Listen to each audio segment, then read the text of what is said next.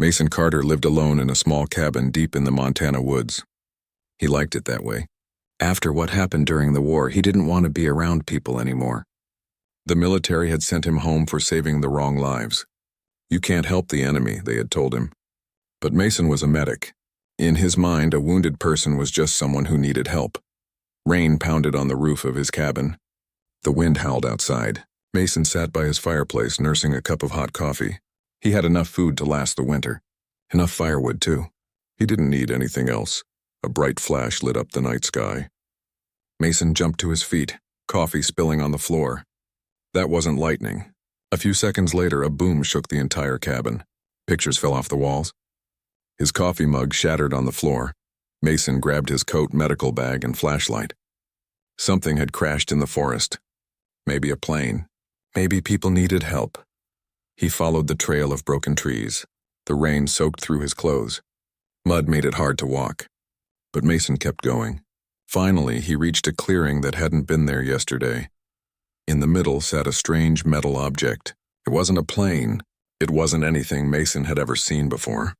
Parts of it still glowed hot. Other parts sparked with strange lights. It had to be at least 40 feet long, shaped like a teardrop. No human made this. Mason approached slowly. A section of the craft had split open. Inside he saw movement. "Hello?" he called. "I'm here to help." A sound came from inside. Not words. More like a song made of pain. Mason climbed through the opening. His flashlight beam cut through smoke and sparks. That's when he saw her. She wasn't human. Her skin was a soft purple color that seemed to glow slightly. Where a human would have 2 eyes, she had 6, arranged in a pattern across her face. From her back grew what looked like thin, see-through wings, now bent and broken. She wore a silvery outfit, torn and stained with dark blue liquid. Blood, Mason guessed. Her blood. But what shocked Mason most was her belly. It was swollen. She was pregnant. The alien woman tried to move away from him. She made that singing sound again. It sounded like fear. "I won't hurt you," Mason said softly. He set down his bag and opened it slowly. "I'm a doctor. A healer." He pointed to the red cross on his bag. The alien watched him with all 6 eyes. Mason took out bandages and showed them to her. She seemed to understand. She stopped trying to move away. Mason worked quickly. The blue blood was coming from cuts on her arms and one deep gash on her leg. He cleaned and bandaged them as best he could. The whole time the alien watched him. Her breathing was fast and shallow. "You can't stay here," Mason said, though he knew she probably couldn't understand him. "More people will come soon. They won't all be friendly." As if to prove his point, a distant sound of helicopters echoed through the mountains. Someone else had seen the crash. Government people, probably. Military, the alien heard it too. All 6 of her eyes widened. She grabbed Mason's arm with surprising strength. Her hand had 7 long fingers. They were cold against his skin. She made urgent sounds. Then she reached for something around her neck. It was a small device like a pendant. She pressed it against Mason's hand. A voice came from it. The words were strange at first, broken and wrong, but as Mason listened, they began to make sense. "Help. Baby. They kill us. Help." Mason understood. Whatever she was, wherever she came from, she was scared for her baby. And she believed someone was trying to kill them. The helicopters grew louder. "Can you walk?" Mason asked. The alien tried to stand, but fell back. She shook her head. Mason made a quick decision. He carefully lifted her in his arms. She was lighter than she looked, maybe only 90 pounds despite her pregnant belly. "My cabin is about a mile from here," he told her. "I'll hide you there." The alien touched her pendant again. "Thank you," came the broken voice. Mason carried her through the forest. The rain had stopped, but the ground was muddy and slippery. By the time they reached his cabin, Mason's arms burned with effort. The alien had fallen unconscious. He laid her on his bed and covered her with blankets. Her skin felt cold. He built up the fire to warm the room. While she slept, Mason cleaned up his cabin. He covered the windows so no one could see inside. He gathered more medical supplies. Then he sat in a chair next to the bed and waited. Hours passed. The alien woman woke up once, seemed startled, then relaxed when she saw Mason. She touched her pendant, but no words came out this time. She fell back asleep. Morning came. Mason heard vehicles on the distant road. Through a crack in the window covering, he saw black SUVs. Men in dark uniforms were stopping at cabins talking to people. They were getting closer. The alien woke up again. This time she seemed stronger. She touched her pendant. "They find me," the voice said. "Bad ones, war." "Who?" Mason asked. "Who's looking for you?" "Two enemy," the voice explained. "Your people, my enemy. Both want—" The voice paused. "Then want me dead. Want baby." Mason didn't understand everything, but he understood enough. She was running from someone. And now his own government was looking for her too. "My name is Mason," he said, pointing to himself. The alien watched him with all 6 eyes. She touched her pendant. "Lyra," said the voice. "Lyra," Mason repeated. "I'll help you, Lyra. I'll help your baby." For the first time, Lyra made a sound that wasn't pain or fear. It was almost like music. Mason thought it might be how her people laughed. She took his hand and placed it on her swollen belly. Mason felt movement inside, a kick. The baby was strong. Outside, the black SUVs were getting closer. Mason didn't know how he would hide Lyra. He didn't know what would happen when her baby came. He didn't know who was chasing her across the stars or why. But he did know one thing. He had made a promise. And Mason Carter kept his promises. 2 months passed since Mason found Lyra in the crashed ship. Winter settled over the Montana forest. Snow piled high around the cabin. This was good. It kept people away. Lyra grew stronger each day. Her wounds healed faster than a human's would. The pendant around her neck worked better now. Mason had fixed it using parts from an old radio. They could talk more easily. "My people are called Illuvian," Lyra told him one evening. They sat by the fire. Outside, a blizzard howled. "We are peaceful. We explore and learn. Why are you running?" Mason asked. He handed her a cup of hot tea. She liked tea with honey. Lyra's 6 eyes looked sad. There was a peace meeting. Many species from many worlds. I was there to represent my people. She touched her belly. The baby's father, too. He was our leader. What happened? The Ricari happened. Lyra's voice turned hard. They pretended to want peace. But it was a trap. When everyone was together, they attacked. They killed almost everyone. Mason felt cold that had nothing to do with the winter outside. Why would they do that? They want to rule everything. Other species, other worlds, they see the rest of us as weak. Lyra sipped her tea. I escaped because my mate pushed me into an escape pod. He died so we could live. She looked down at her belly. Mason nodded. He understood sacrifice. And now they're hunting you? Yes, I am the only one who saw what really happened. The only witness. Lyra looked out the window. And they found me. That's why my ship crashed here. But there are other ships looking for you too, Mason said. He had seen them in the sky sometimes. Not human ships. They were like Lyra's but bigger. Yes, some from my world, some from allied worlds. But the Ricari got here first. She set down her cup. Your government found my ship. They took pieces of it. They're looking for me too. Mason had seen the government people. They hadn't come to his cabin yet, but they would eventually. He had prepared a hiding place under the floor. How much longer until the baby comes? He asked. Lyra placed a 7-fingered hand on her belly.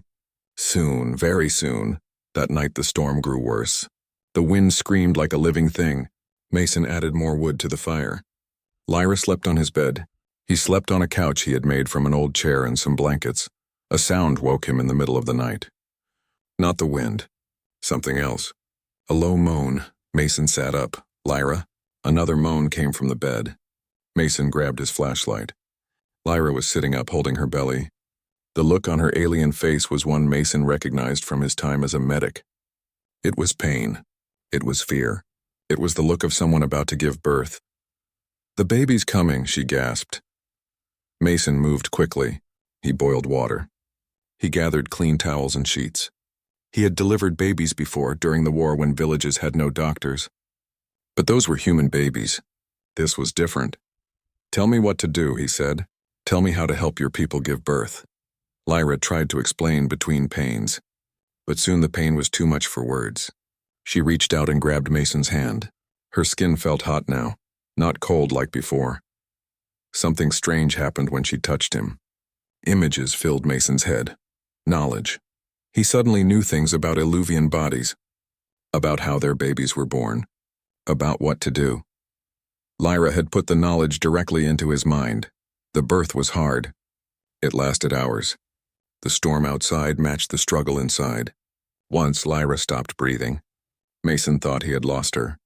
But she started again after he pressed on her chest in a certain spot, a spot he knew about because of the knowledge she gave him. As the first light of dawn broke through the storm clouds, a new sound filled the cabin, a cry. Not human higher, more musical, but unmistakably the cry of a newborn. The baby girl was tiny. Her skin was lighter than Lyra's, more pink than purple. She had 6 eyes like her mother, but they were arranged differently. She had small bumps on her back where wings would grow someday. Her hands had 6 fingers, not 7 like Lyra's. "She's beautiful," Mason said as he wrapped her in a clean towel. Lyra looked exhausted but happy. "She is mixed. Her father was from a different house of Alluvian. That is why she looks different." Mason handed the baby to Lyra. "Is she healthy?" Lyra examined her daughter with all 6 eyes. "Yes, strong, perfect." She looked up at Mason. "Thank you. Without you, we would both be dead." Mason smiled. For the first time in years, he felt like he had done something right. The moment broke when a loud humming sound came from outside. Mason went to the window and peeked through the covering. His heart stopped. 3 black ships hovered over the forest. They weren't human ships. They were shaped like arrowheads, sharp, threatening. "Vrakari," Lyra whispered. She clutched her baby tighter. "They found us." Before Mason could answer, another sound joined the humming. Trucks on the road. He looked the other way and saw a line of military vehicles approaching his cabin.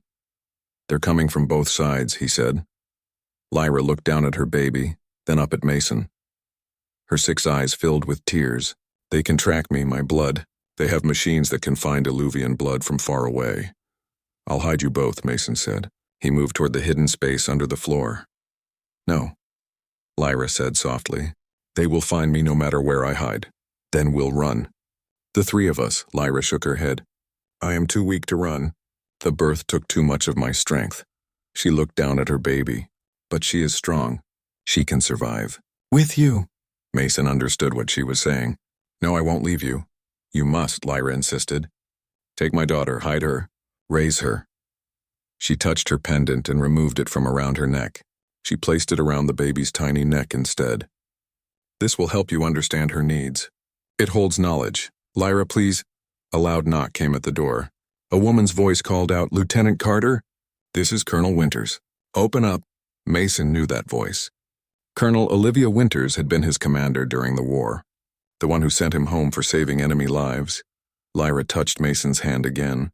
More knowledge flowed into his mind. Star maps, languages, cultural information, things he would need to understand her daughter. "She needs a name," Lyra said. "A name that works in both our worlds." Mason thought quickly. "Stella, it means star in an old Earth language." Lyra smiled. "Stella, yes, that is good." She kissed her daughter's forehead. Then she placed the baby in Mason's arms. "There is a back door, yes? Go now." "While I distract them, Lyra, go," she insisted. "Save my daughter. Save Stella." The knocking at the door grew louder. The humming from the ships grew closer. Mason made his decision. He wrapped Stella in his coat. He grabbed his emergency pack with food and supplies. "I'll come back for you," he promised Lyra. "I know," she said, though they both knew it might not be true. Mason slipped out the back door of the cabin. He moved into the deep woods, following hidden paths only locals knew about. Behind him, he heard the front door of his cabin crash open. He heard voices, human voices and others that didn't sound human at all. He clutched Stella close to his chest. The baby was quiet, as if she knew they needed to be silent. Snow fell around them, covering their tracks. Mason Carter had a new mission now. Keep this child safe. Raise her. Protect her from 2 worlds that would use her or hurt her. He looked down at the tiny alien face.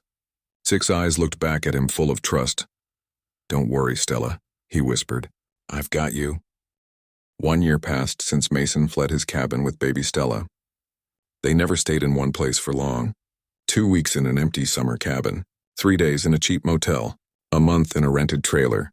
Always moving, always watching for strange ships in the sky or men in black SUVs. Stella grew faster than a human child. At 1 year old, she could already walk and say simple words. Her skin glowed purple when she was happy. Her 6 eyes blinked in patterns that Mason learned to read as emotions. The bumps on her back had grown into small, see-through wings. Not big enough to fly, but they fluttered when she was excited. Mason used the knowledge Lyra had put in his mind to care for Stella. He mixed special food that her body needed. He taught her words from both Earth and her mother's world. At night, he told her stories about Lyra and the stars she came from. They were in a small apartment in a town called Pine Creek when someone knocked on their door. Mason grabbed Stella and his go-bag. There was a fire escape outside the bathroom window. "Who is it?" he called, moving toward the bathroom. "Dr. Eleanor Reed," a woman's voice answered. "I'm alone. I want to help." Mason didn't believe her. No one wanted to just help. "How did you find us?" "Energy readings," the woman said. "The pendant. It gives off a signature I can track. But I'm not the only one looking. Please, we don't have much time." Mason hesitated. Through the pendant, he had learned that Lyra was alive, captured by the Ricari but not killed. They kept her alive to get information from her. Information she didn't have anymore because she had given it to Mason. "I'm coming in," the woman said. The lock clicked. Mason raised his gun, a weapon he had hoped never to use again. The door opened. A woman with short gray hair and glasses stood there. She wore jeans and a flannel shirt. She didn't look dangerous, but Mason knew looks could lie. "Put the gun down, Lieutenant Carter," she said calmly. "If I wanted to hurt you, I would have brought soldiers." "Who are you?" Mason demanded. Stella clung to his leg, her 6 eyes watching the stranger. "I told you, Dr. Eleanor Reed, I'm a scientist. I study life from otherworld." She looked down at Stella. "She's beautiful. A perfect hybrid." Mason stepped in front of Stella. "What do you want?" "To help you keep her safe. Both the government and the Ricari are closing in. I have a place where you can hide. A lab with shielding that blocks the energy signature. Why would you help us?" Eleanor smiled sadly. "Because 20 years ago I saw something in the sky. No one believed me. I've spent my life trying to prove I wasn't crazy." She looked at Stella again. "And because that child deserves a chance to live." Mason didn't trust easily, but he was running out of options. "If this is a trap, it's not," Eleanor promised. "But we need to go now." They left that night. Eleanor drove them to a small house deep in the woods. But it wasn't really a house. Underground was a large lab with strange equipment. A man was waiting for them there. He had wild red hair and a bushy beard. "This is Kieran," Eleanor said. "He helps me." Kieran stared at Stella with wide eyes. "Holy shit, you really found them." He looked at Mason. "I've been tracking weird signals for years, telling people aliens were here. Everyone thought I was nuts." "You are nuts," Eleanor said with a smile. "But you were right about this." They stayed at the lab for several months. It was the longest they had been in one place since leaving the cabin. Eleanor helped Mason understand Stella's biology better. Kieran set up security systems to warn them if anyone came looking. Stella grew even faster. By 18 months old, she looked like a 3-year-old human child. She spoke full sentences now, mixing English with musical sounds from her mother's language. One night, the pendant around Stella's neck lit up. A message came through. Broken, static-filled, but clear enough. Resistance, growing. Many species, fighting back. "It's from other aliens," Kieran said excitedly. "A resistance against those Ricari guys you told us about?" Mason listened closely. The message mentioned Lyra, said she was being moved from one place to another, said the resistance planned to rescue her. Hope filled Mason's heart. Maybe Lyra could be saved. Maybe Stella could know her real mother. But that hope died the next day when alarms blared through the lab. Kieran's security system had detected government vehicles approaching. "They found us," Eleanor said. "We need to move now." They grabbed what they could. Eleanor destroyed her research. Kieran activated some kind of electronic pulse that would fry all the equipment. They escaped through a tunnel that led to the woods behind the house. As they ran, Mason heard shouts. Flashlight beams cut through the trees. Stella clung to his back, her tiny wings fluttering in fear. They reached Kieran's truck and sped away on back roads. Behind them, helicopters circled the lab. "How did they find us?" Mason asked. Eleanor looked grim. "I don't know. The lab was shielded. Maybe it wasn't the government," Kieran said. "Maybe it was them." He pointed to the sky. Through the trees, Mason saw something moving. Too high, too fast. Not a helicopter. Not a plane. Stella saw it too. She spoke a word in her mother's language. Mason knew what it meant because of the knowledge Lyra had shared. Hunters. They drove all night. Changed vehicles twice. Finally stopped at an abandoned research station Kieran knew about. It had been used to study weather patterns years ago, but now it sat empty in the mountains. As they settled in, Mason noticed Stella watching him. She seemed troubled. "What's wrong?" he asked her. "Those people looking for us," she said in her small voice. "They want to hurt me?" Mason didn't want to lie to her. Some of them might, but others just don't understand you. They're afraid of things they don't understand. Stella thought about this, like the Vrikari were afraid of Mom's people. Something like that. Stella's 6 eyes blinked in the pattern that meant she was thinking hard. "Will we always have to run?" Mason pulled her into a hug. "No, not always. Someday things will be different. Promise?" "I promise." That night, as Stella slept, Mason talked with Eleanor and Kieran. They made plans, ways to stay hidden, ways to learn more about the Vrikari, ways to contact the Resistance. "You know what's crazy?" Kieran said, sipping coffee laced with whiskey. "A year ago, I thought I was the only one who believed in aliens. Now I'm on the run with one." Eleanor rolled her eyes. "Focus, Kieran." "This is serious." "I am focusing," he insisted. "I'm just saying life is weird." Mason looked through the window at the stars. Somewhere out there was Lyra. Somewhere were the Vrikari. And somewhere was this Resistance fighting back. He touched the gun at his hip. He had used it twice in the past year, both times against men who had gotten too close to finding them. He hadn't killed anyone, just wounded them enough to get away. But he knew the day might come when wounding wasn't enough. A soft sound made him turn. Stella stood in the doorway of the small room where she had been sleeping. Her purple skin glowed dimly in the dark. "I had a bad dream," she said. Mason went to her and picked her up. "It's okay. I'm here." Stella rested her head against his shoulder. "Dad?" she said quietly. It was the first time she had called him that. Mason felt something tighten in his chest. "Yes," he answered. "Will Mom ever come back?" Mason didn't know how to answer. He wanted to give her hope, but he also didn't want to lie. "I don't know," he said finally, "but we won't stop looking for her." Stella nodded against his shoulder. "Good," she whispered. Then in a voice so quiet he almost didn't hear, "I love you, Dad." Mason held her tighter. "I love you too, Stella." In that moment he knew he would do anything, fight anyone, risk everything to keep her safe. Not because he had promised Lyra, but because this strange child from the stars had become his daughter in every way that mattered. 3 more years passed. Stella was now 4 years old, but looked like a human 10-year-old. Her purple skin had grown darker. Her wings had developed into delicate, transparent structures that stretched halfway down her back. She couldn't fly, but she could glide short distances if the wind was right. Mason, Eleanor, and Kieran had moved a dozen times. They now lived in an old mining town high in the mountains. Few people came here, especially in winter. Stella had to stay inside most of the time. When she did go out, she wore hoodies and sunglasses to hide her alien features. "Why can't people know what I really am?" Stella asked one day as Mason helped her with math problems. She learned incredibly fast, soaking up knowledge like a sponge. "Some people would be afraid," Mason explained. "Others would want to study you." "Take you away," Stella frowned. "But I'm not scary. I know that. But fear makes people do bad things sometimes." Stella thought about this. Like the Vrikari? They were afraid of other species being stronger than them. So they did bad things, Mason nodded. Something like that. That night, as a snowstorm howled outside, the pendant around Stella's neck began to glow brighter than ever before.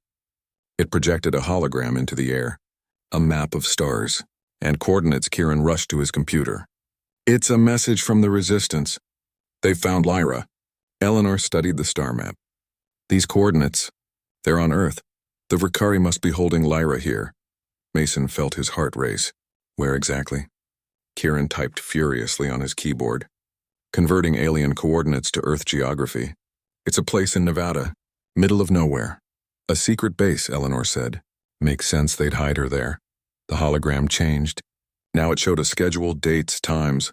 "They're moving her," Mason realized. "In 3 days. The Resistance is planning to intercept during transport." "This is our chance," Eleanor said, "to get Lyra back." Mason looked at Stella, who watched the hologram with all 6 eyes wide. "It could be a trap," he said quietly. "Could be," Kieran agreed. "But what if it's not? What if we could actually save her?" They argued late into the night. The risks were huge, but the chance to rescue Lyra, to reunite Stella with her mother, was too important to ignore. I'm going, Mason finally decided. Kieran, you stay here with Stella. Eleanor and I will go to the coordinates. No way, Kieran protested. I'm coming too. We stick together. And what about me?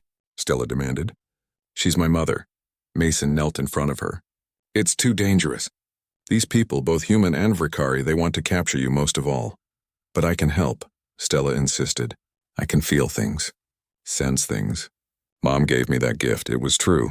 Stella had shown signs of her mother's empathic abilities. She could sense emotions, sometimes even from a distance. Please, Dad, she said. I need to be there. Mason felt torn. The thought of putting Stella in danger terrified him. But keeping her from a chance to see her mother seemed cruel. In the end, they compromised. Stella would come with them, but stay hidden at a safe distance with Kieran. Only if it was completely safe would she be allowed closer. They spent the next 2 days preparing. Kieran got them fake IDs. Eleanor gathered medical supplies in case Lyra was injured. Mason cleaned his gun and got more ammunition. The rendezvous point was an abandoned airfield in the Nevada desert. They arrived a day early and set up in an old control tower. From there, they could see for miles in every direction. No signs of government vehicles, Kieran said, scanning with binoculars. No signs of alien ships either. They'll come, Mason said. Both sides. We need to be ready. That night, as they slept in shifts, a bright light woke them. Not like a spotlight or a flare. More like a tear in the sky itself. 5 ships descended onto the airfield. Each one different. Each one clearly not human-made. The Resistance, Eleanor whispered. Beings emerged from the ships. Aliens of 5 different species. Some looked almost human. Others were completely different, one like a tall insect, another like a walking plant. Mason grabbed his gun. Stay here, he told Stella. Kieran, keep her safe. Dad, be careful, Stella said, hugging him tightly. Mason and Eleanor approached the aliens slowly, hands raised to show they meant no harm. The tallest alien, a reptilian being with scales that shifted colors like an octopus, stepped forward. You are Mason Carter, it said in perfect English. The human who protects the Alluvian hybrid child. Mason tensed. How do you know that? We have been watching, waiting for the right time. The alien thumped its chest. I am Commander Thaliv of the Coalition of Free Worlds. We fight against Vrikari expansion. You know where Lyra is? Mason asked. Yes, the Vrikari keep her alive for information. They will transport her today from their base to their ship. Thaliv pointed to the sky. Our scouts track their movements. Eleanor stepped forward. Why help us? Why now? The child, Thaliv said. She is important. A bridge between worlds, and Lyra is the last witness to the Vrikari's greatest crime. The alien's scales turned a deep blue. Also, Lyra was friend to my people. We do not abandon friends, a smaller alien approached. It looked almost human except for its silver skin and 4 arms. It handed Mason a device like a tablet. The transport route, it explained in a musical voice. They will pass 10 miles south of here in 4 hours. 6 guards, 2 vehicles. Mason studied the map on the device. We'll need a distraction. We will provide it, Thaliv promised. But be warned. Lyra may not be as you remember her. What do you mean? Mason asked. The Vrikari have ways of controlling prisoners. Implants. Devices in the brain. Thaliv's scales turned a sad gray color. She may not know you. May even fight against you. Mason felt sick. What had they done to Lyra? We're still going to save her. Of course, Thaliv agreed. That is why we are here. They spent the next hours planning. The aliens had weapons and technology far beyond anything Mason had seen. They gave him and Eleanor special vests that would stop most weapons. As they prepared, Mason noticed Stella watching from the control tower window. Her 6 eyes glowed in the darkness. He could feel her anxiety and hope from here. Just before dawn, their lookout spotted the Vrikari transport. 2 black vehicles moving fast across the desert. No markings. No lights. It is time, Thaliv said. 3 of the alien ships took off. They flew low over the desert, not toward the transport but around it, creating a distraction. Mason, Eleanor, and 2 of the aliens took a smaller vehicle and raced toward the transport route. The plan was to intercept them at a narrow pass between 2 hills. Remember, the silver-skinned alien told Mason, Lyra may not recognize you. The implants control her mind. I understand, Mason said, though his heart ached at the thought. They reached the pass just as the Ricari transport approached. The alien ships had done their job well. The transport was speeding up, trying to reach safety. The silver alien fired a weapon. Not a bullet or a laser, but a pulse of energy that made the lead vehicle suddenly stop. Now, Thaliv shouted through their communication device.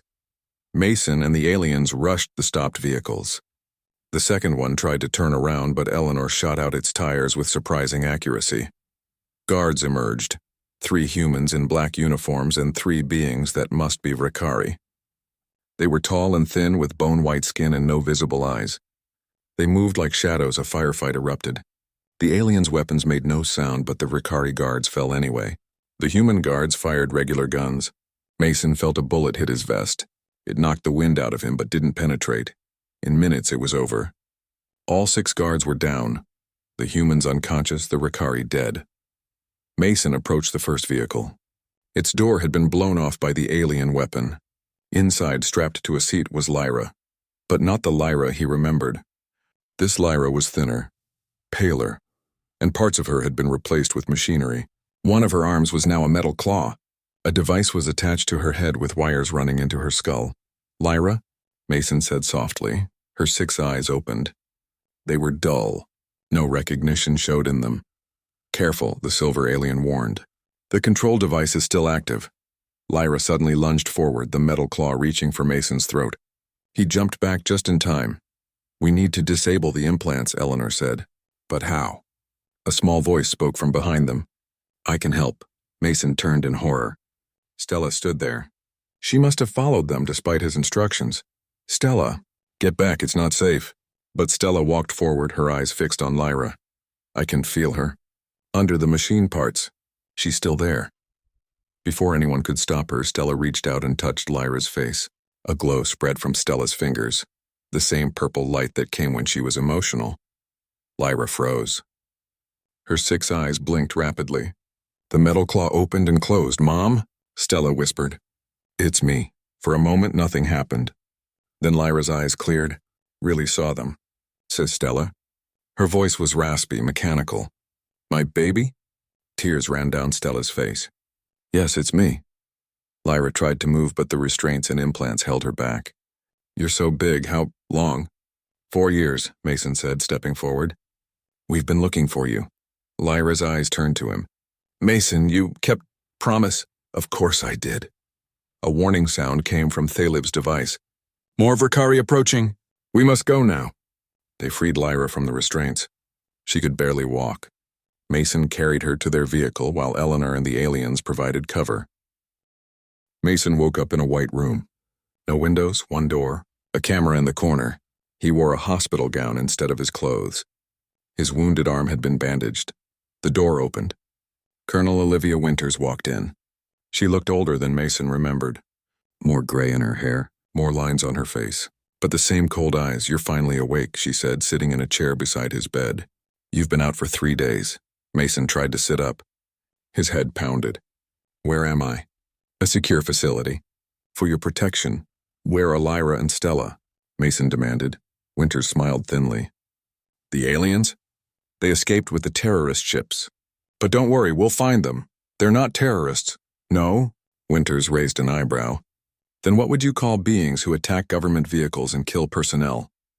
They were rescuing Lyra from the Ricari, who, by the way, you seem to be working with. Mason glared at her. What happened to you, Olivia? Since when does the U.S. military team up with alien invaders? Winters leaned forward. You don't understand the bigger picture, Mason. The Ricari came to us peacefully, offered us technology, partnership, protection. They're lying. They did the same thing to other worlds before destroying them. Lyra saw it happen. So you believe the word of one alien refugee over an entire civilization that has openly shared their technology with us? Winters shook her head. The beings you were with, this resistance, they're the dangerous ones. They want to stop human advancement. That's not true, Mason insisted. The Ricari want to control Earth just like they tried to control other worlds. Winters stood up. Rest, Mason. When you're feeling better, there are people who want to talk to you about the half-breed child. Stella, you called her? Our scientists are very interested in her biology. Mason felt cold rage build inside him. You stay away from her. That's not up to you anymore. Winters walked to the door. By the way, we found this in your pocket. She held up the pendant, Lyra's pendant that Mason had been carrying as a backup. Our scientists are studying it. Fascinating technology. After she left, Mason tested his restraints. Too strong to break. The room was sealed tight. No way out that he could see. 3 more days passed. Different people came to question him. About Lyra, about Stella, about the Resistance aliens. Mason told them nothing. On the 4th day, the lights in his room flickered. Just for a second. Then again. A pattern. Like Morse code, but different. It took Mason a moment to realize it was the communication pattern the Resistance used. Someone was sending him a message. The next person to enter his room was a nurse he hadn't seen before. She checked his vitals without speaking. As she leaned close to adjust his pillow, she whispered, "The pendant. It's broadcasting. They're coming for you. Be ready." Before Mason could ask questions, she was gone. That night, as Mason pretended to sleep, a soft humming sound came from outside. Not helicopter blades, something else. The lights flickered again. Suddenly, alarms blared throughout the facility. Mason heard shouts, running footsteps. Then silence. His door slid open. A figure stood there, the silver-skinned, 4-armed alien from the Resistance. "Can you walk?" it asked. Mason nodded. The alien helped him up and handed him a set of clothes and a weapon. "Where's Winters?" Mason asked as they moved through empty hallways. Unconscious guards lay on the floor. Being questioned by Thalev, the alien replied, "We learned much from her. The Ricari plan to betray your people, just as they betrayed others. Where are Lyra and Stella?" "Safe on our main ship. Lyra is being healed. The control implants are being removed." The alien led Mason to a roof access door. "But we must hurry. The Ricari know we are here." On the roof, a small ship waited. Mason climbed aboard, and they took off just as soldiers burst through the door, firing wildly. The ship cloaked itself once they reached altitude. Through the window, Mason saw the facility growing smaller below them. Then they were above the clouds, then above the atmosphere itself. A massive ship waited in orbit, bigger than anything Mason had ever seen. It dwarfed the space station he could see in the distance. "The Coalition flagship," the alien explained. "Temporary headquarters of the Resistance." Inside the ship, Mason was led through corridors filled with aliens of different species working together. Some nodded at him as he passed. Others stared curiously. Finally, they reached a medical bay. Lyra lay on a table surrounded by equipment. Most of the mechanical implants had been removed from her body. Her purple skin looked healthier. Her 6 eyes were closed in sleep. And sitting beside her, holding her organic hand, was Stella. "Dad!" she cried when she saw him. She ran to him, and Mason swept her up in a hug.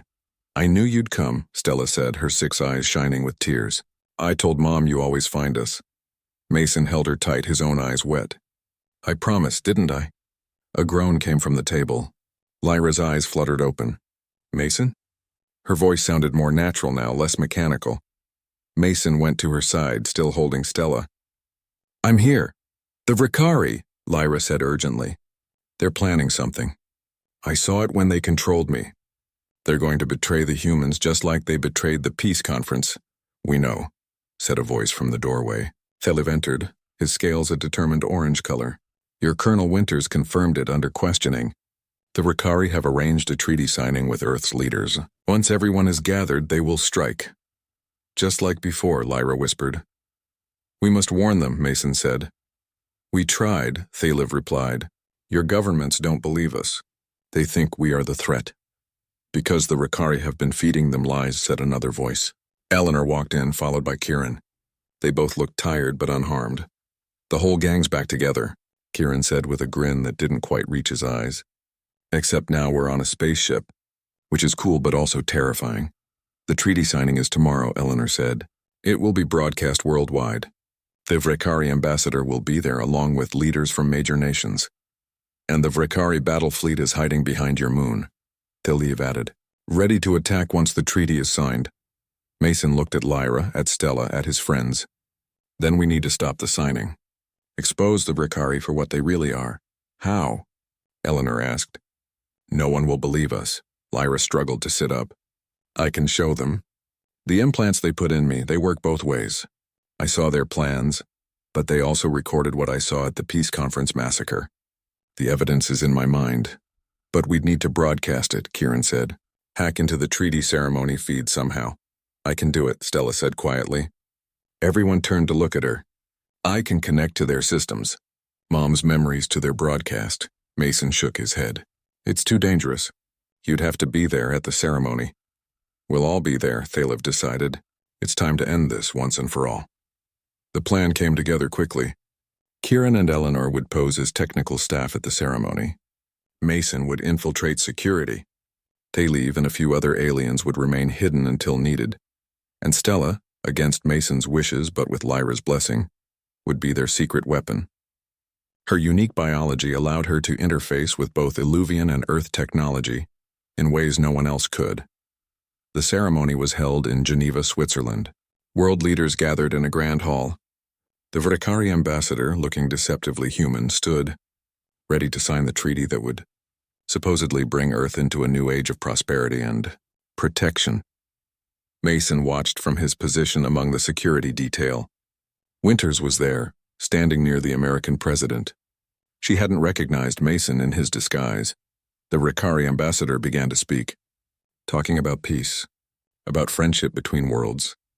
The same lies they had told before. Mason touched his earpiece. Now, he whispered. Kieran, hidden in the technical booth, cut the main lights. In the momentary confusion, Eleanor helped Lyra into position near the broadcast equipment. Stella slipped in beside her mother. Lyra placed her hands on a device the Resistance had built, a transmitter connected to the broadcast feed. Stella put her hands over her mother's. Together, they closed their eyes. The giant screens around the hall meant to show the treaty signing instead began displaying Lyra's memories, the peace conference from 4 years ago, the gathered representatives from dozens of worlds. The Vrikari ambassador speaking the same words of friendship he had just spoken to Earth's leaders. Then the slaughter. Vrikari soldiers appearing from hidden doors. Weapons firing, diplomats falling. Blood of a dozen different colors spilling across the floor. The hall erupted in chaos. Security surrounded world leaders. The Vrikari ambassador's human disguise flickered, showing his true form for a moment. Bone-white skin, no visible eyes. This is a lie. The ambassador shouted, "Terrorist propaganda!" But Stella and Lyra pushed harder. The screens now showed the Vrikari battle plans. The fleet behind the moon, the weapons aimed at Earth's major cities, the containment camps planned for humans who resisted. Colonel Winters stared at the screens, her face pale. Mason could see the moment she realized she had been used. The Vrikari ambassador hissed something into a device on his wrist. Suddenly, hidden panels in the hall slid open. Vrikari soldiers emerged just as they had in Lyra's memory. But this time they faced resistance. Thalev and his fighters decloaked, weapons ready. Earth's security forces, seeing the truth at last, turned their guns on the Vrikari.